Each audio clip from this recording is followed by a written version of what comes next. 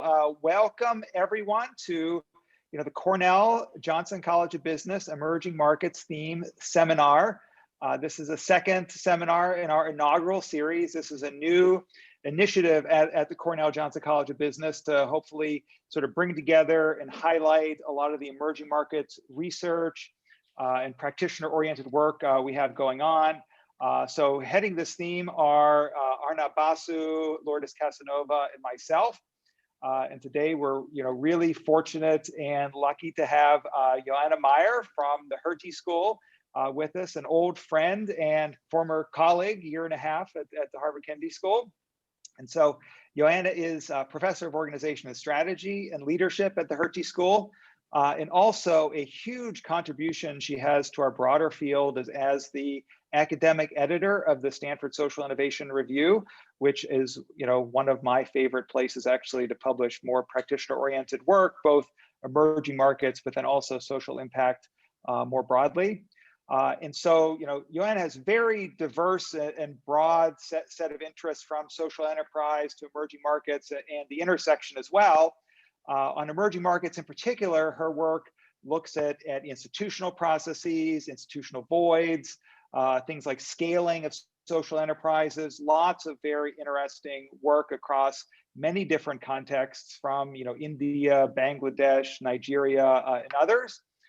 Today, Johanna is going to be talking about a variety, I think, of subsets of those work, looking at how formal and informal institutions intersect. So, there's so many wonderful things we can say, but want to actually hear directly from Johanna. So I'm going to turn it over to her.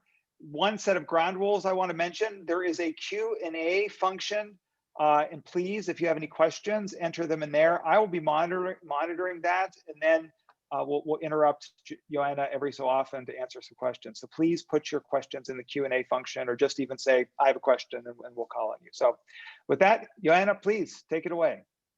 Thank you so much, Chris, and Lourdes and Kunyan. Thank you so much for the invitation. It's a real delight. I love the initiative. I love the series of scholars talking about research on emerging markets that come from different disciplines. I also like the ambition to also be practical relevant. So instead of presenting one research project, I took the liberty to put together a presentation that builds on a number of different projects that are interlinked.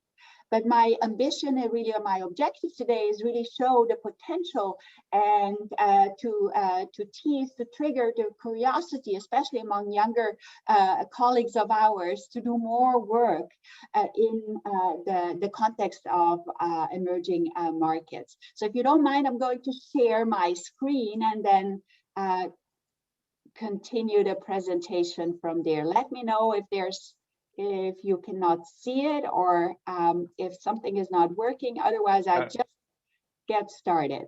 Does this work? See it. Yep, we can see it. Thank you. Yeah. Yep. Perfect.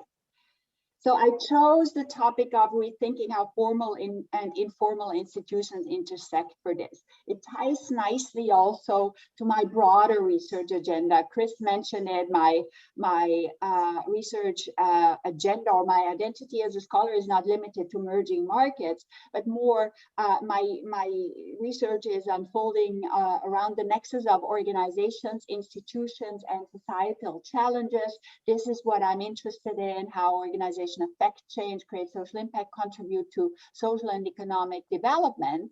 And I do believe that institutional arrangements are critical for explanation in this research agenda. And this is why I turned also to institutions as an important building block. Now, you all have and will hear from different scholars, and you in your own work probably often wondered why different scholars from different disciplines use different definitions of institutions. We do that. But here, just for the sake of creating a shared understanding, for me, institutions in general are rules of the game, and for explicitly this conversation today, the distinction between formal and informal rules of the game is particularly important. Now, How did I end up doing research on emerging markets? Well, I come from a tiny little village in the Italian Alps, got socialized academically at INSEAD, moved to Barcelona, and I'm now in Berlin.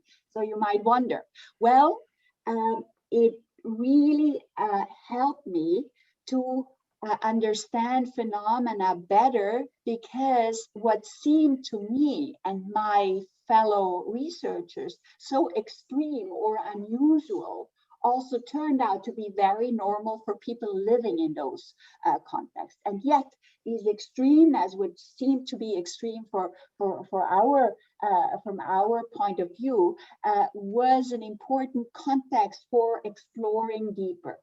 Now, what are some of the themes that this engagement with emerging markets allowed us? When I say me, I always mean obviously the work that I've done with wonderful colleagues, that it helped us to better understand how we can create inclusive markets, understand better how heterogeneity arises in industries or organizational fields that are at inception.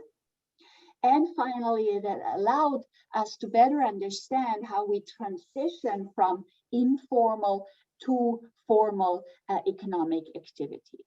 So I picked 3 projects that allow me to go a little bit more in depth here, and at the same time also allow me to hopefully show that someone like me, I'm an organizational scholar. You might wonder, what does she have to say about institutions and informal and formal institutions? But I would like to take this opportunity then at the very end to also conclude this and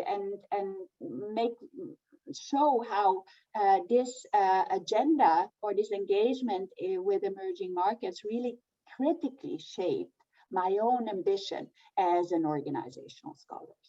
So let's get started. Let's go back to a project on BRAC. My engagement with the organization BRAC, the largest NGO in the world, is a 20-year-old engagement. This is a particular paper with Ignacy Martí, Mark Ventresca, that was published a while ago in 2012, and it takes on 2 important things. One, really assess this magic of markets in development aid, in development economics. We are often falling in love with seeing market-based activity as a panacea, as something that really miraculously brings about economic and social progress. And at the same time, it allows us to interrogate a concept that I, when I was still a strategy professor, often was puzzled with: the concept of institutional voids. The concept of institutional voids, some of you might know, comes from economics, was captured, appropriated by strategy scholar Tarun Khanna, Harvard Business School, and basically assumes that, you know, in many developing emerging markets, we still have a lack of institutions that ensure the functioning of markets, or institutions are particularly weak. Think about the case of Tata, the large multi-business company in India that also fills such voids because in India, apparently there were no consumer protection institutions, and assumes that role. Well, we wanted to also challenge a little bit this image of institutional voids as really empty spaces. We use Bangladesh, and the work of BRAC here is in purple windows. So here the contribution that I want to highlight today is really to look at how the interplay between formal and informal as an analytical lens, and therefore portray institutional voids as analytical spaces. And of course, I will briefly allude to also how we theorize about activities that are conducive of building inclusive markets. Now, I don't go into much detail here. In this paper, we take on a perspective of sociology a sociology perspective on markets that are systems of economic exchange, spaces of social interaction, and the efficacy of the same institutional assembly that underpins a market varies across different contexts. So this is work that is quite established in economic sociology and in institutional economics. But you already see here the key arguments here, what is therefore important is also the process of institutionalizing the rules that govern market-based activity as something that is ongoing and observable, and therefore provides a lens for observing how markets are built. Also important, and this is what we want to do, it involves also activities of actors that we often sideline. We pay attention to regulators, to multi-business companies, but what about intermediaries such as Prof, an NGO, the largest NGO in the world? So the broad questions here guiding the empirical analysis are really, how do institutional voice, like the observation that we have that formal institutions are actually pushed aside or weakened by something else, arise in institutional complex settings, with what consequences for markets and participation, market access and participation. And then obviously what organizational and other activities work these voids to build inclusive markets. Now, why does this matter? Because as much as we fall in love with fostering market-based activities to spur economic development, if you go to the realities on the ground, and let's take here in Bangladesh, many women are simply not allowed to leave the house. And it's because there are existing institutional arrangements from different spheres of life that actually indeed do this job of pushing aside formal institutions or weaken them. Now, what we do analytically, we focus on 4 focal programs. BRAC, I mentioned it, the largest NGO. They are operating across 70,000 villages. They're operating in a number of activities. Think about, if you have the image of a multi-business company, this is basically a similar analogy to an NGO. They work on educational, social development, human rights, and they have an important program of challenging the frontiers of poverty reduction. Esther Duflo and the team have also followed this program quite a lot. So these are our 4 focal programs that we analyzed in the course of the following. This is the data analysis we did. We did 2 stages, and here I will just focus on the first one, assessing the nature of institutional voids. We focus on 2 institutions that we simply take for granted when we think about market activity, right? Property rights and autonomy of the actor to engage in market-based activity. And then we also differentiate between those 3 different spheres I mentioned before, community, political, and religious domain. And finally, we develop a set of narratives or memos to describe how bits and pieces from these spheres impact these 2 focal market institutions. Again, property rights, you are very familiar with property rights. Again, I think economists, sociologists, anthropologists would all agree that property rights are one of those institutions we associate with functioning markets. Now, how do we do this work? This is how we do this. So we take, again, community, societal sphere, political sphere, religious sphere, and then we really try to understand where do they intersect with property rights.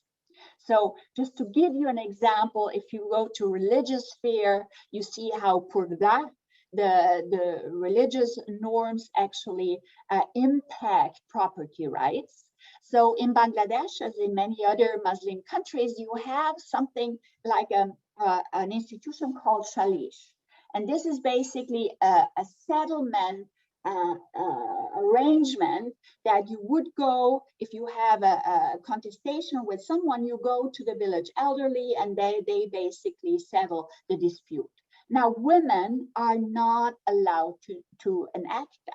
So this is just one example.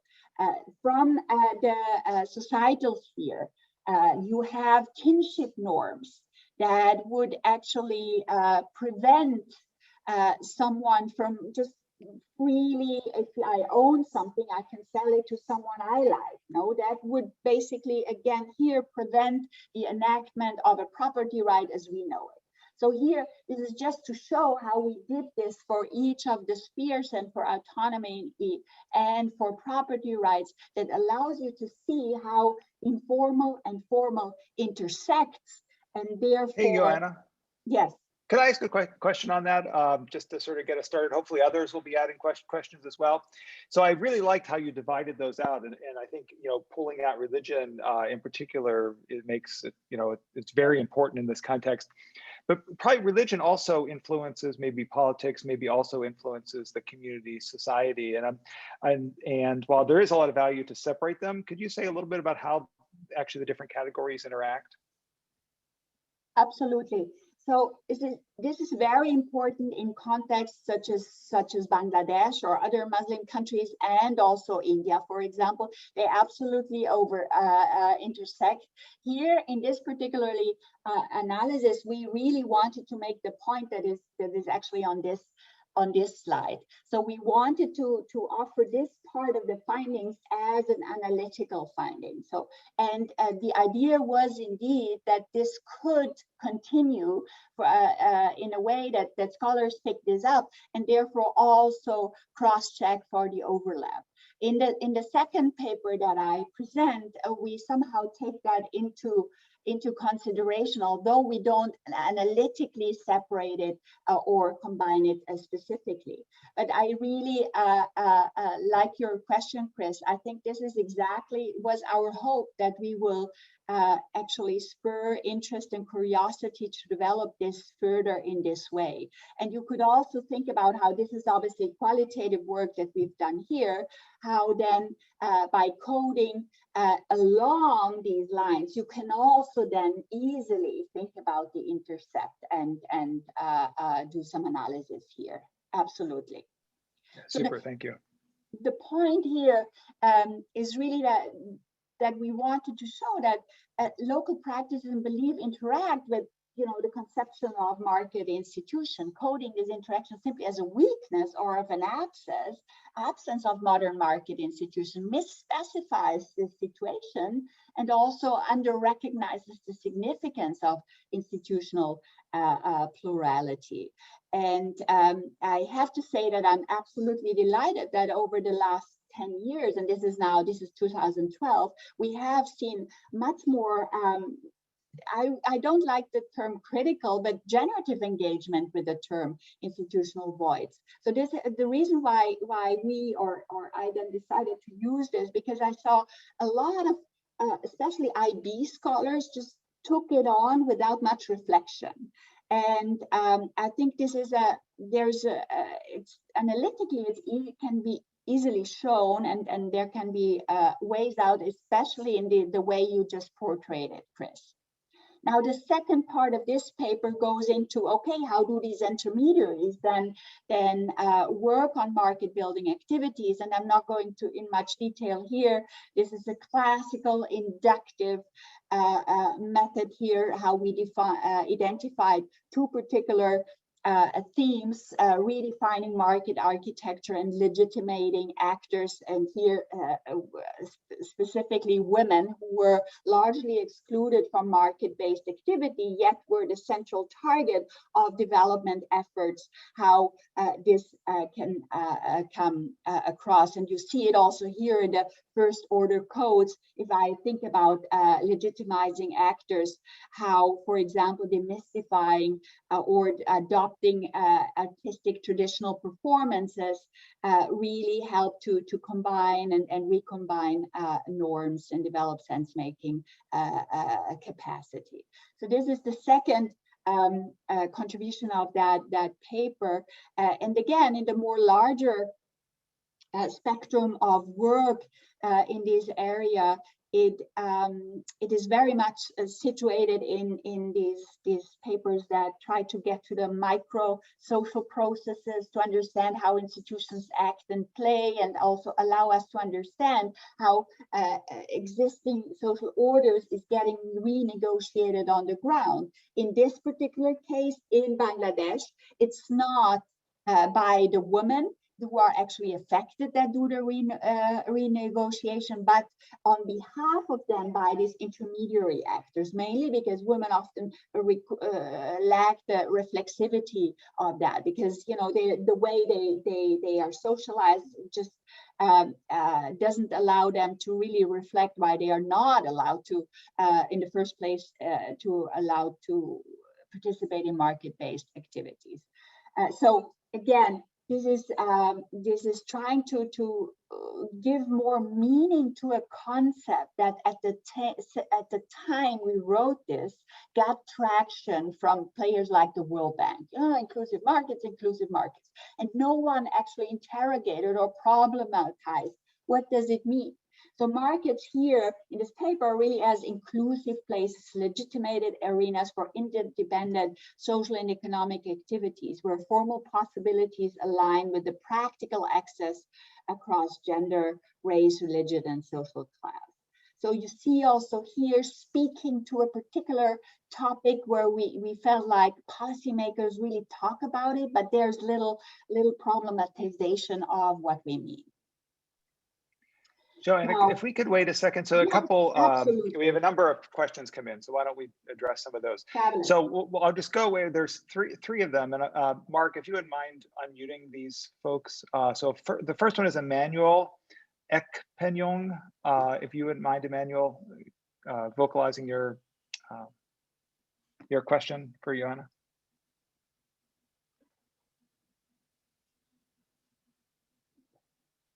Maybe he doesn't have audio. I'll go ahead and say it. He's asking, how is the intermediary affected by their work, or were they not affected? What was the role of the community people in shaping the outcome of the institutional arrangements as facilitated by the intermediary? I think an organization like BRAC will always be affected by the community. BRAC is a particular organization as they are from day one a learning organization. So they even have call their managers, they have to be in the field to be seeing what's working, what works with the community. So it's absolutely informed by what's going on the communities. That allow them to understand how can we leverage something like traditional theater performances in order to actually legitimate women as market participants. Cool. Another quick question we have is from Johanna Mair, and I'll just say this one actually because it's a clarification. Would you mind briefly expanding on your definition of an intermediary actor? An intermediary here, it's basically a term that we use to describe the role of BRAC, the NGO, in this intermediary as facilitating market entry, market access. So they, as I mentioned before, they renegotiated existing orders on behalf. So this is how we use the term here. Great, thank you. And the next one, I'd love the Farzana Chowdhury has a question. Farzana, would you mind saying your question? Yeah, hi. Can you hear me? Yes. Yes. Oh, thanks, Chris. So thanks, Joanna, for the interesting results. You did your work in Bangladesh, and recent years, Bangladesh has seen significant development, economic development, and also female participation in the labor market, starting small businesses and participating in formal market.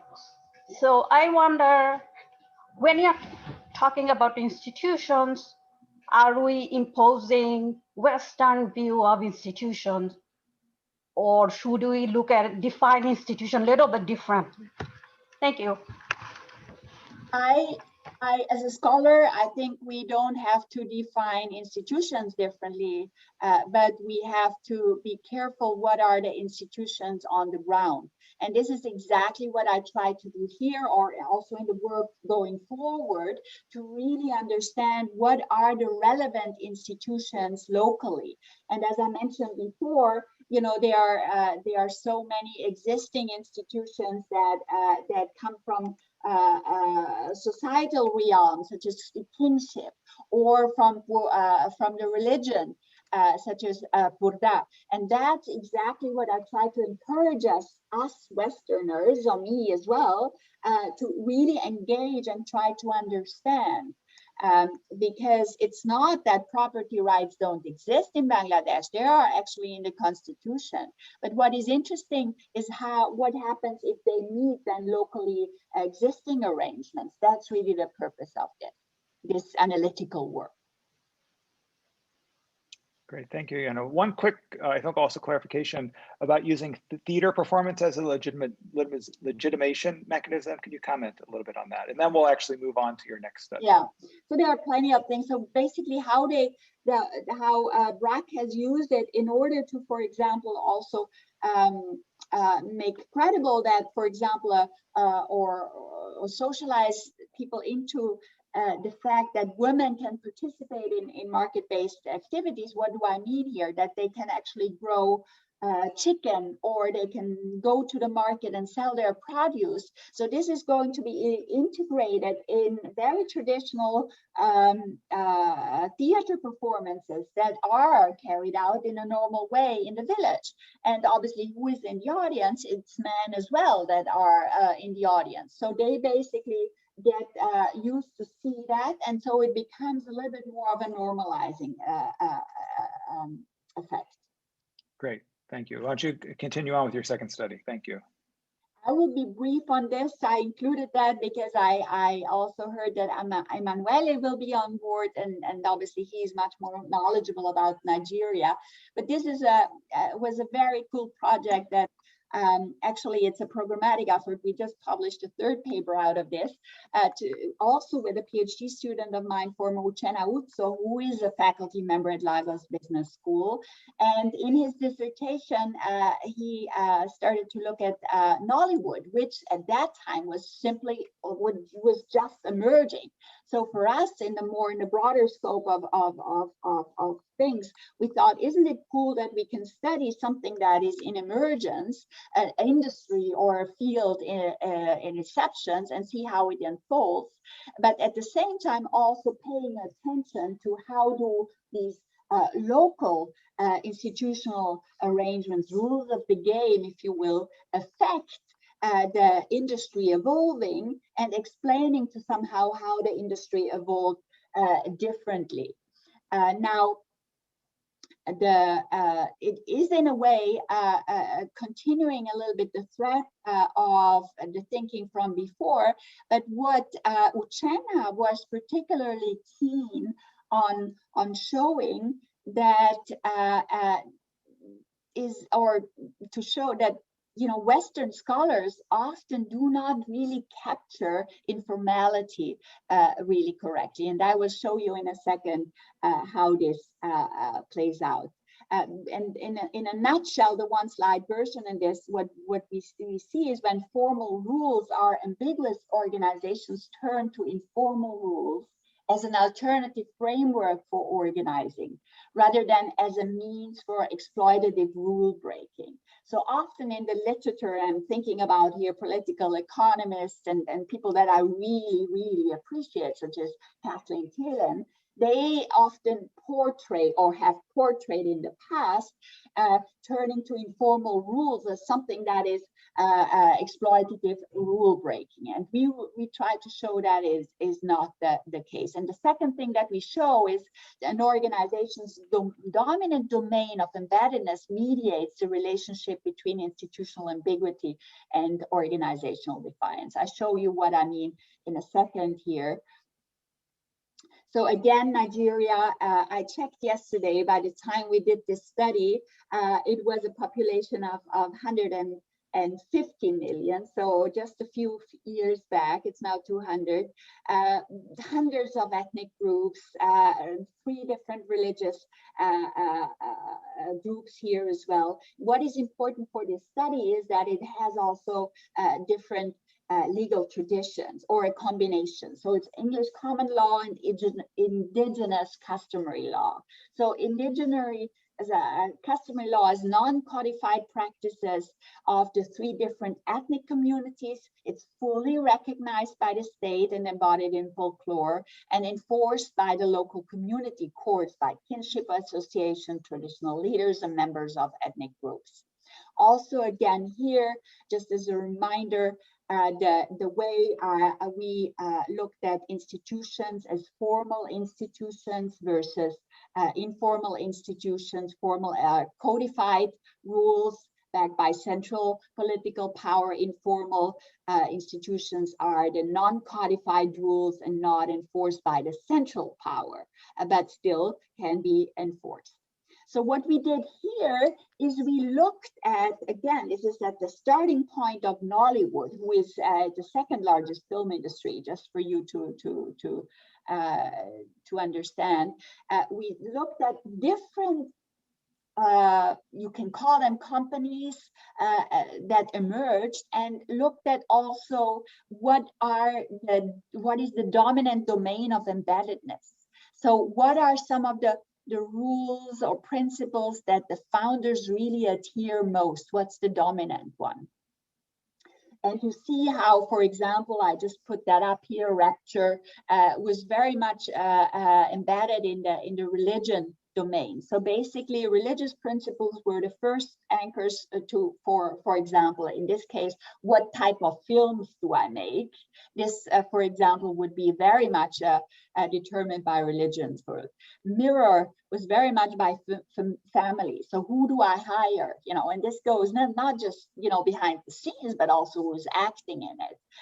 Mirage was one where ethnicity was playing a role, and classic with friendship. So this is how, you know, we had a number of companies that we observed in this project, but in this paper we focus on these 4 as they basically exemplify a dominant domain here. So the institutional ambiguity and organizational defiance. Why do organizations adopt informal rules when formal ones exist? Well, they turn to informal rules as alternative framework for organizing, rather than a means for exploitative rule breaking. That's what I mentioned before. And this is really goes beyond what the literature actually often talks about defiance as this deliberate attempt to break the law in order to take advantage of weak formal rules. So you already see here, our attention was in asking how do they organize, and I don't have enough time here to go into depth. I just wanted to give you a little bit of a highlight here. So what we think is important here, because it gives another perspective on how institutional ambiguity, organizational defiance, and innovation hangs together. Now, in the second part, we also come up with proposition. This was a paper where, although we are actually more inductively working, the reviewers really had a more positivistic touch and wanted us to put proposition, and so we did. And so we modeled this in terms of the relationship between the ambiguity of formal institution being moderated by the domains of embeddedness, which then explains 2 different sets of defiance, consistent defiance versus selective defiance of formal rules. Again, this is exactly along the last comment, rethinking about localness when analyzing institutional context. So again, this was just a little snapshot from Nigeria. In the last in the last paper that I wanted to show. Hey, Johanna, why don't we stop for a couple questions? So there's one question about this paper, but then also, someone had a question that popped up right at the very end of the first one, but I think it's a general question, absolutely. so it makes sense you to ask it. Interrupt me anytime. So Antonio Quezada, would you mind saying your question, please? I am from Ecuador, and normally when you are talking about this type of markets, opening this type of markets, the problem that we are facing is that this type of markets became very informal, with a large chance to get into the mobs and illegal markets. How to avoid that situation? It's a good question, and that was also the starting point for this one, right? This is an emerging industry, and how can actually also the what we called here central power also make sure that there are more formal institutions are conveyed, and this goes down to issues of copyright, property rights, paying taxes in this particular case. But in the next presentation, where I actually go to Latin America, you will see another take on this when we talk about transitioning from informal to formal. Here, it was much more an issue of in early phases of an industry. There's quite a bit of ambiguity also when it comes down to formal laws. And what we wanted to show is when and how to organization defy those formal laws, and do they have different strategies? And what we showed here is depending also on the dominant embeddedness, they would go for, actually they are more likely to constantly defy formal laws and develop a little bit their own way of doing this, versus selectively defying and sometimes conveying to formal laws and sometimes to their own laws, as in the case that we found if they are embedded with ethnicity and friendship. Great. We have one other question we'd like to ask from Umet Kak. Would you mind saying your question, please? Yes, thank you. It's a really great presentation. Does dominant domain also refer to dominant institutional logic or something different? It depends on how far you stretch the dominant institutional logics. I certainly could see how someone would write the same paper with arguing that the institutional logic of religion, of family, ethnicity, and friendship, absolutely. The beauty of institutional logic is that it's so, it can be used and put on top of so much. The question is then, what do you gain by calling it institutional logic? So as a scholar, you would then obviously need to make sure to develop a theoretical contribution that speaks again to logics. Yes, you're absolutely right. You can frame it as an institutional logic, but we thought we wanted to make the argument much more around the concept of institutional ambiguity and defiance. But absolutely, you can frame it this way. It's just a question then, like, what do we gain from calling it institutional logic? Great, thanks, Johanna. And you've got about 20 minutes left, just to let you know. And go ahead, once you your third study, you can get started on. Okay. Sorry, I just thought I'd go through, and then hopefully also we have more time. So we are going to Latin America now, and this is a recent study. We just got the acceptance from the Socioeconomic Review. So this is a journal in economic sociology. For those of you who are not so familiar with it, it was a special issue convened by people that I really appreciate also for their work they are doing on a phenomena that I personally find interesting. Have been doing a bit of work on the sharing economy. Julia Chor, Elke Schüssler, and colleagues did convene a special issue on this, and we were lucky to be accepted in this. So this is a more recent phenomena, the sharing economy. I personally, again, find it important that we as scholars, also organizational scholars, look at this phenomena also from different contexts. Most of the work I've done was actually in non-emerging countries. For the first time for me to do a empirical study in Germany, where the sharing economy was manifesting very different from what I'm used in Silicon Valley or in the US. So a lot of more socially oriented companies are engaged populating the sharing economy. But for the project here, we turn to Mexico and to Panama, to Latin America. So it's a wonderful example to actually again turn to the informal economic activity that is so prevalent and relevant in emerging markets in general, but obviously in Latin America particularly. So the work that we are doing here is to show how do platforms, and here I use again the term intermediary for platforms. What role do they have, and how do they or specifically facilitate the transition from informality to formality? So in the sharing economy discussion, we have achieved a lot. We pay attention to actually how, and we use different terms, the gig economy and so on, how that work is actually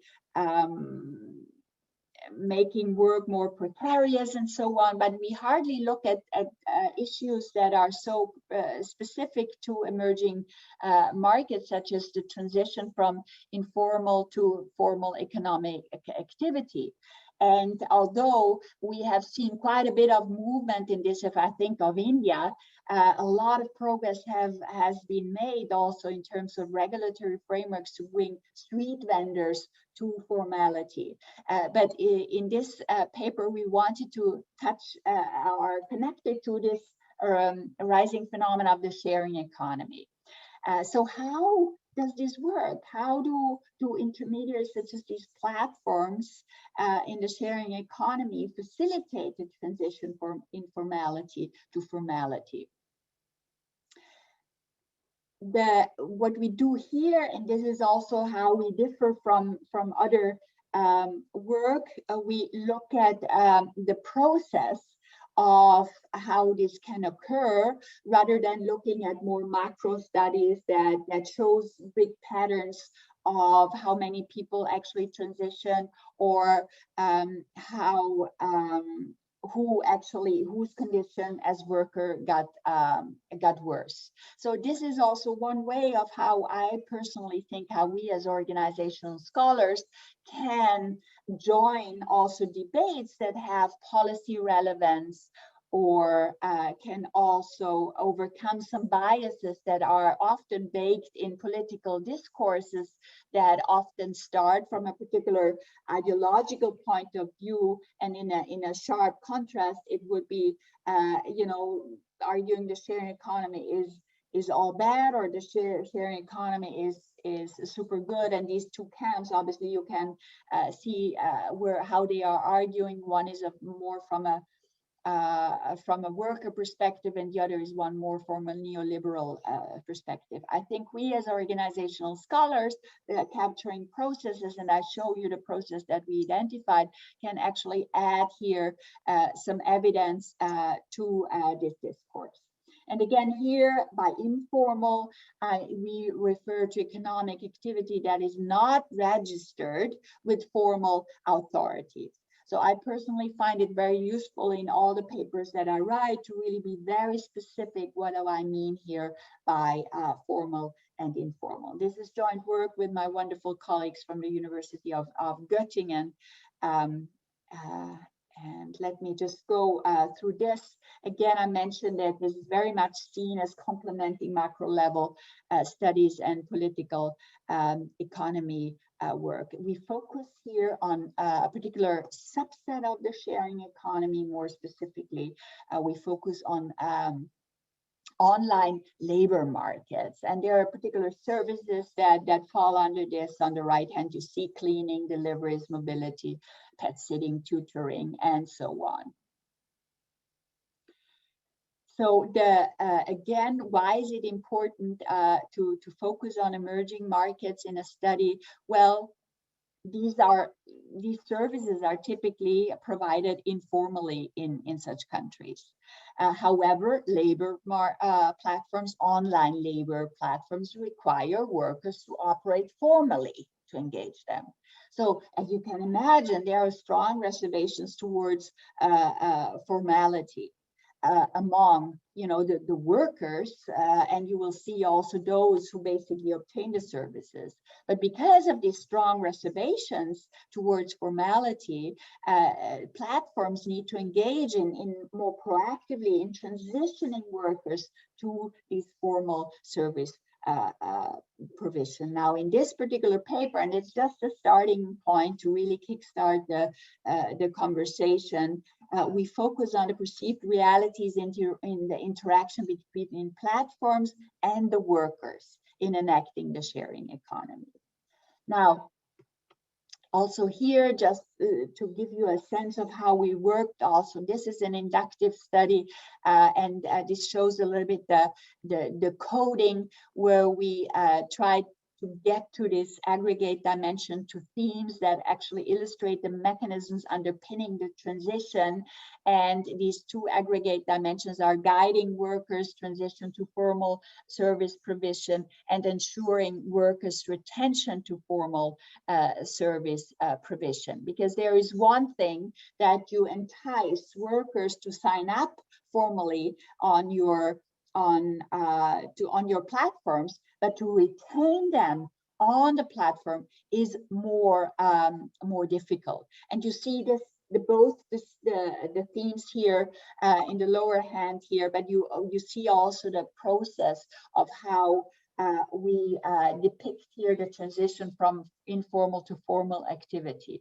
And again, you see here the work on the upper hand, and the platform here as the second actor here, what does need to be done. So here, for example, the platform informing the worker about the benefits of being there, offering operational assistance. You have to think about what are the points of resistance here. Entering the formality, the formal sphere comes also with a lot of insecurity, or also thinking about paying taxes and so on. Then the platform also needs to build loyalty. So for the platform, this is critical, right? Why would they care about transitioning them from informal to formal? Well, it's critical to their success, to actually their ability to create and capture value. Then obviously, as the further you go, and I'm not going to repeat what's on the slide, you can read that for yourself, but as we are going to transition from this third phase to the fourth phase, you see also the customer of the service also has a role here, because there is constant trying of the customer once they have the contact to worker to lure them away from formality, because it might be cheaper and so on. So this is a problem for the platform, obviously, because it would actually affect their ability to capture the value. So what we try to do is the first attempt to map this process out, to help to understand when and how intermediaries need to support the transition of workers, a transition that affects workers' life, and by redefining their role and status in the economic system.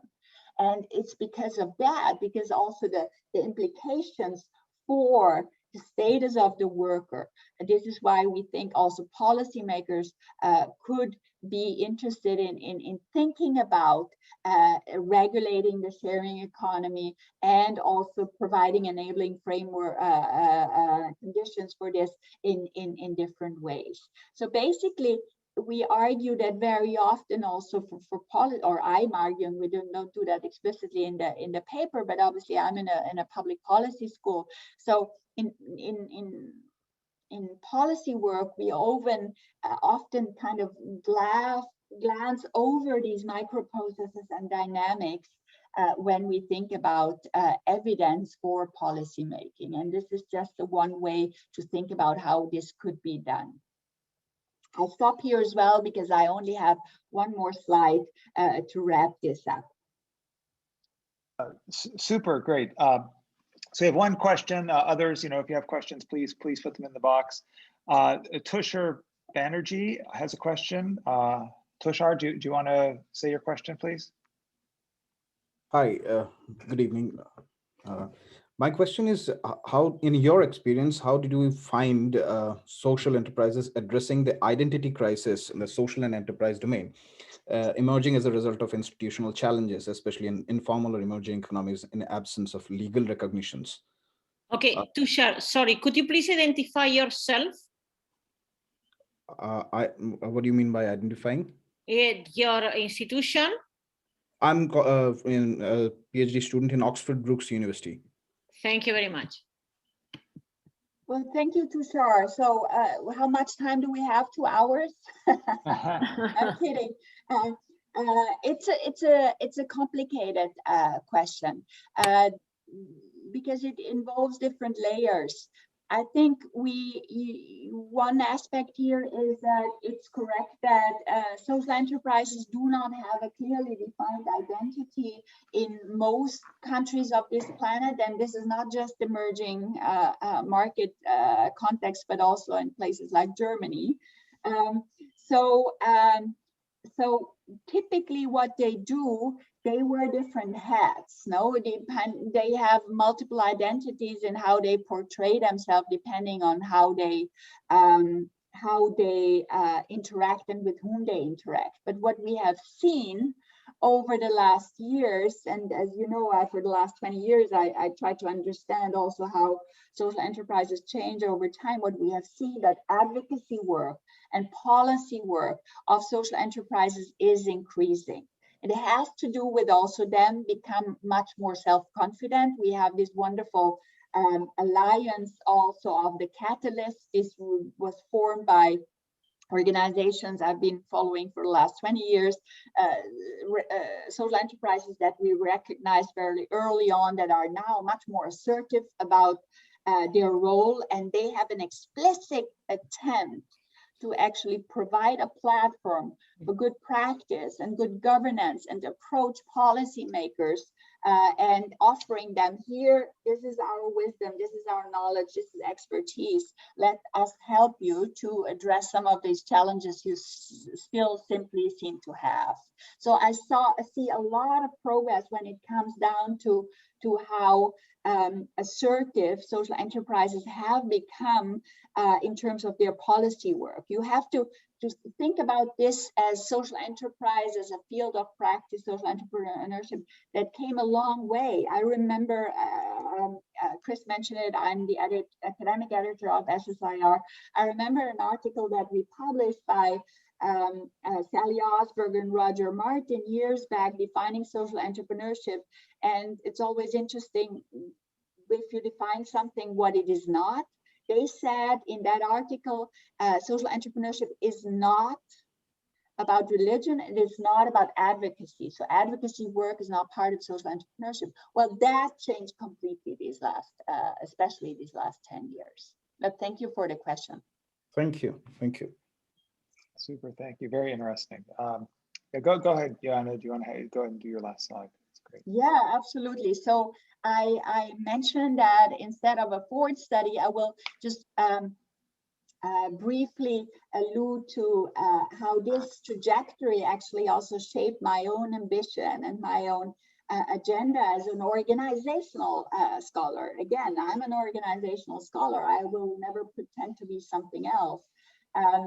So what I put here is a claim for why I think organizations matter to study the intersect of a formal and informal institution, because it's a way for us to really understand transformation and change processes better and in a more nuanced way.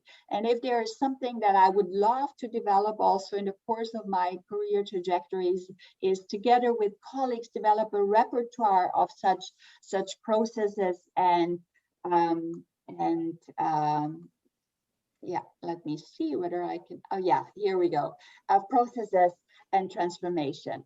And yes, I do believe that a single organization can make a difference. They can fill institutional voids, or as the paper that I put on the right-hand side, it's the scaffolding paper in the AMJ 2016, where we actually developed such a,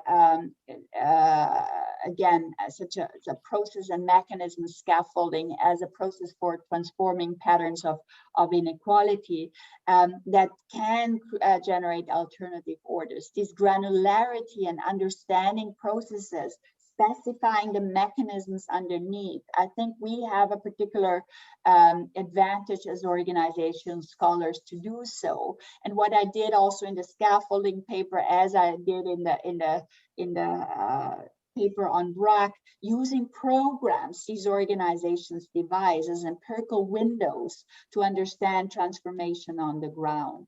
And this allows us also to understand how organizations intervene in social systems. And this requires really, again, from our side, from us as scholars, this engagement to understand how organizations think and act. And this has been really the highlight of my career, the ability to engage with those institutions locally. Quite frankly, it was not easy as a Western person, you know, growing up in Italy. But it took time, but I and my colleagues, we wanted to take the time to understand. But I think this is really the opportunity for us as a community of scholars. And here I go back to something that Chris has argued all along, you know, this mechanism-based inquiry that could really help us to develop this repertoire of transformation processes, which in turn allows us, organization scholars, to have an important seat on the table when we discuss with other disciplines, with economic development scholars, with sociologists. And again, not pretending that we would do something else, stick to our tools, and therefore join the conversation. So, well, thank you. Oh, go ahead. You had some. No, this is really the final thing, and it's an obvious one anyway, that we have to take the interplay seriously, but really at the local level. So with this, I already. Yeah, well, Johanna, thank you so much. I mean, not just the sort of super interesting studies and context, but really appreciated how you brought it back to yourself as a scholar at the end, and how this work has shaped you, and then also the importance of sort of understanding organizations. So I thought it was an incredibly valuable seminar, and really truly appreciated. I don't know, Lourdes, do you have any final comments before we end? Well, so again, thank you. I met also Johanna very, very long ago at INSEAD, and I followed her in Barcelona and now in Berlin. Also, she does a very excellent work with the World Economic Forum, so we met over there as well. So very grateful that you, and also as a woman academic, is soon the Women's Day on March 8th. So we have to support women academics excellent as you. Thank you very much. And maybe remind everybody that the next one is on April 4th, I believe, yeah. The first Friday in April. Yeah.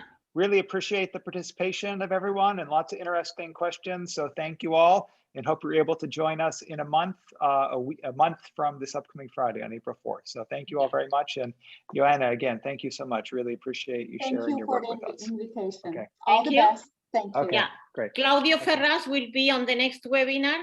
And also we will have Johanna's presentation in YouTube, and we will share the YouTube link with all the attendees.